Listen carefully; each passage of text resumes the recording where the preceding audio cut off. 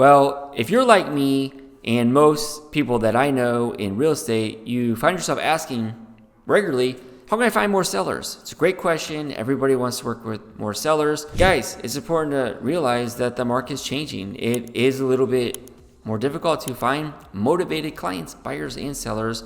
And it seems like in real estate, everything looks like an opportunity. It's called shiny object syndrome. Like, oh, I can definitely do this lead source or definitely do this lead source. You try it and you find out like, wow, it's actually way harder than what they said or than what I thought it was going to be. So let's talk about 3 tried and true lead sources that you can go after, then you can build up your inventory, your pipeline of sellers. Let's get right into it. So for starters, you guys, let's reconnect with our old buyer leads. You might have leads in your account, your CRM from 3 to 5 years ago. And possibly 5 years ago when you talked to them, they had already bought a house, or maybe they went with another real estate agent. Well, a lot has passed. A lot of time has passed. Connect with those people and find out if they have any desire to make a move. Chances are they might have had a couple kids since then in that 1,200 square foot starter home that they purchased in 2021 with the cheap interest rate and all that. Now it doesn't fit their needs and is too small and there's a pain point. You could absolutely find some sellers in your database that were buyers from 3 to 5 years ago. Okay, and then number 2, kind of with that, is start working your own database better. Your sphere, your past clients, everybody that you have in there needs to hear from you regularly. And the best way to do that is to provide value-added content, not just sales pitches. In fact, that should be only about 5 to 10% of your communication should be some like sales pitch. It should be value-driven information, market reports, what's going on in the area, how you see things, right? People that are connected with you, they want your perspective. They don't want your managing brokers or, Redfin or whatever. They want to know what you think about what's going on. And that's naturally going to churn up some activity in your database. From the activity, you can reposition and turn those into conversations about motivation, about, wanting to make a move. That kind of thing happens just naturally from having a conversation with someone. Chances are you'll be at the grocery store and you'll see somebody like, yeah, I've been getting your emails or your flyer, I saw you on Facebook, the videos that you've been doing. It's good stuff, man. And then you say thanks. It's like, hey, how's family, how's your house, stuff like that.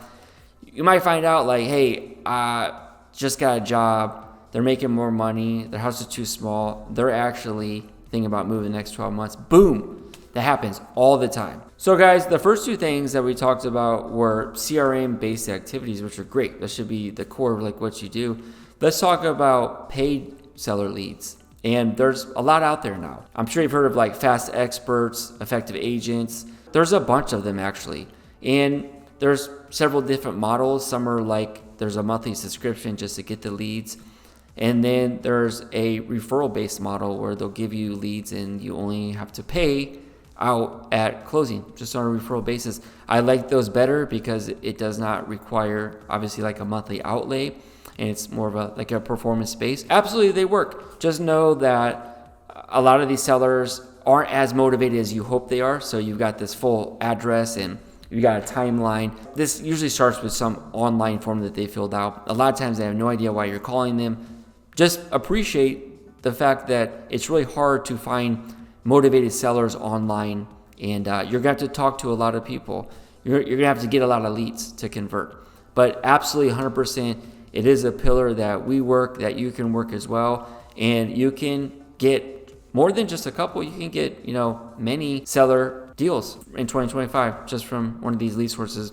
If you were curious about the ones that we use and the ones that we like best, just reach out and I'll help you with that. So there you have it. 3 ways that you can build your seller or listing database. The key is to be obviously proactive, consistent, above anything else. But you guys, there is an abundance of opportunity right now in this marketplace. And I feel like many agents that I talk to and stuff like that, they feel really concerned and reserved and stuff, and those types of feelings, which is, it's okay, but they're holding you back big time. You got to see the opportunity. It's all over the place. the second half of 2025 could be your best 2 quarters ever, and I'm cheering for you. If you are looking to build your seller base, database, or you want to build your business, you're kind of at a standstill, I want to chat with you.